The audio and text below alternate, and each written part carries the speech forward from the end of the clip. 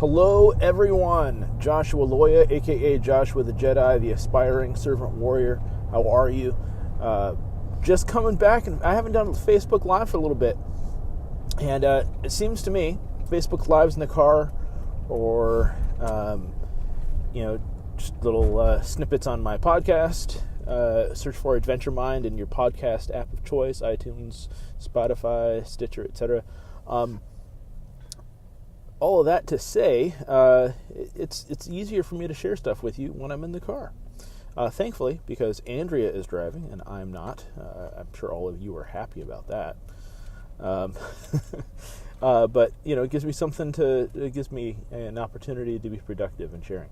So, real quick, the little caption I put up there on this Facebook Live post, if you will, is Onward to Judo. I haven't been to Judo practice in like 2 months. And here's the thing. Judo is not my first martial art. I am currently a green belt in Judo. I have 5 different black belts. That's true.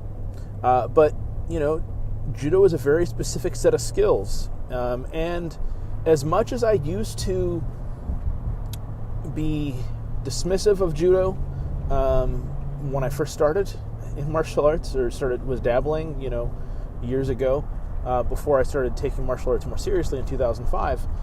Let me make sure I get this video thing pointed at me. I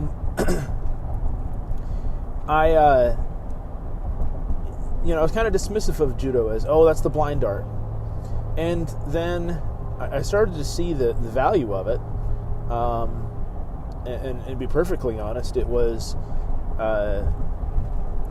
what I continued to learn about Jean LaBelle, and then about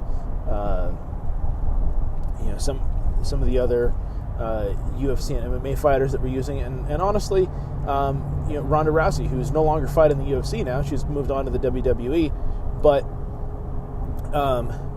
her taking her Judo and applying it and really making it work, and honestly, it was that plus, I started Brazilian Jiu-Jitsu 6 years ago, give or take, and seeing the commonality between Brazilian Jiu-Jitsu and Judo, and just the value of being able to apply takedowns and throws.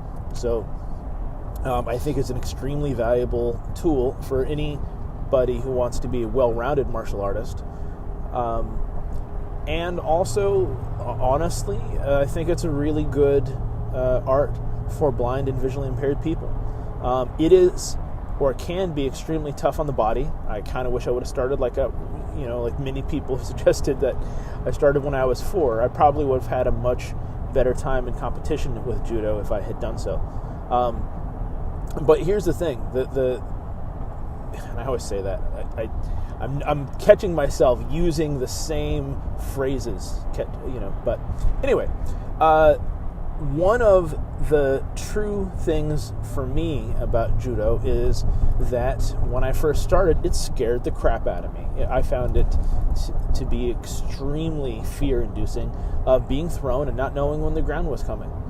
And, the little bit of Judo that I did before I quit my job in 2016, I started Judo in May of 2016, and then it wasn't because I quit my job, or because I started Judo that I quit my job, but it kind of unlocked a deeper realization, and it helped me make the decision to pursue something that I didn't know how to do, to pursue fear, something that I found frightening, of branching out on my own, doing this whole pave your own way professional adventurer thing. And part of that is because doing something that scares you is valuable. Doing something that you are not good at is valuable. And to anyone who dismisses Judo at all as being not applicable because it's a sport art, just honestly, I have never heard anybody who has trained in Judo for any appreciable amount say that. Only people who have never trained in judo dismiss it. And yeah, there are some artificial rules that come into play with competition and all of that. And I suppose, yes, it could, get you to have certain habits that might be potentially a liability. But if you are a well-rounded martial artist and you have significant judo experience, especially if you are blind and visually impaired, you are going to be a lot more effective of a fighter, I think. So that's just my take on that. Do you absolutely have to train in judo? No, you don't. But do I think it has the potential to be extremely valuable? Yes. And I am extremely happy to be on my way up to Studio 540 right now to go train in judo with, I believe, Justin Flores. He's typically the judo teacher up there. Don't know if Gabriel Mendez is going to be slipping in for him. But I suspect it'll probably be Sensei Justin because at noon today, and this is the extra little bonus, the reason I'm going when I'm going, sorry my Muay Thai friends, is Fabio Santos is supposed to be teaching the noon jiu-jitsu class, and I have yet to train with Professor Santos. So I am extremely excited about this. Thank you, Uncle Joel, for mentioning it in jiu-jitsu earlier this week that he was going to be teaching today. So for me, onward to judo. Going to go test myself. And you know what? I might go and I might do awesome. I might go today and I might suck. And you know what?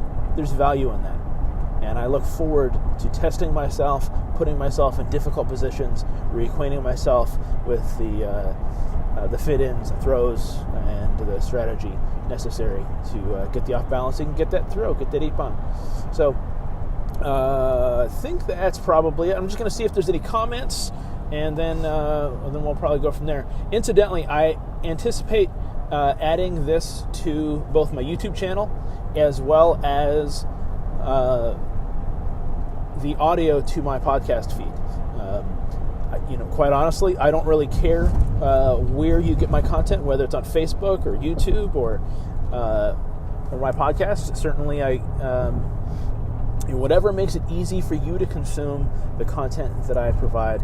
And a lot of this is just going to be off the cuff Facebook Live videos, but that's okay. I'd rather get something out there and kind of share my life with you somehow. Because if I don't share what's going on in my life, how are you going to know? And if I'm the first blind person you've ever met, you're not going to. It's helpful for you to have a reference point.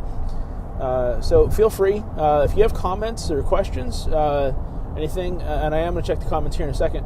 JoshuaTheJedi.com.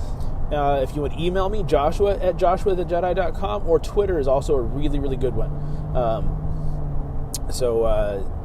For Twitter, it's @ServantWarrior. I do have an Instagram. I do not post there very often, but it is also @JoshuaTheJedi. So JoshuaTheJedi.com. And then if you want to support me financially because you like what I do, you want to send a donation to my GoFundMe or hit me up with PayPal or get in touch and have me come speak, etc. There's information. If you go to my website, JoshuaTheJedi.com, and you click on the How You Can Help link at the top of the page, then we can get in touch. I'm happy to do interviews and all that kind of fun stuff. So let me check to see if we got any comments, and then if we don't, then we'll move on. Hey, Orlando, how are you, sir? And my Kempo instructor is there, Mr. Scott Conway. I don't seem to be able to talk as well, professional speaker and all that. Hello, Fuddy, up from Doc's Karate. Yes, indeed, doing something that scares you is valuable, says Scott. Yeah, and even, Scott Conway is my Kempo instructor, in Guardian Kempo specifically, and while he doesn't have any specific ranking in Jiu-Jitsu at all, as he's mentioned in the comments, at least in the Facebook Live broadcast, because I want to make sure that people in YouTube land or on my podcast know this, Scott Conway, he's been doing martial arts for a long time, but he has a lot of respect for Fabio Santos. So anyway, there's that. Hello, Greg. How are you, sir? And that's I think that's all I'm seeing for now. So if I missed anybody's comments, I will get to it in the comments directly. And as I have said many times before, I'll say it again. God bless you. Oh wait, I forgot my usual tagline. Imagine that. I'm gonna fix that. But you know it's not pre-recorded because I'm making a mistake. So let me tell you that again. Try that again even. Adventure is a state of mind. God bless you, and I love you all.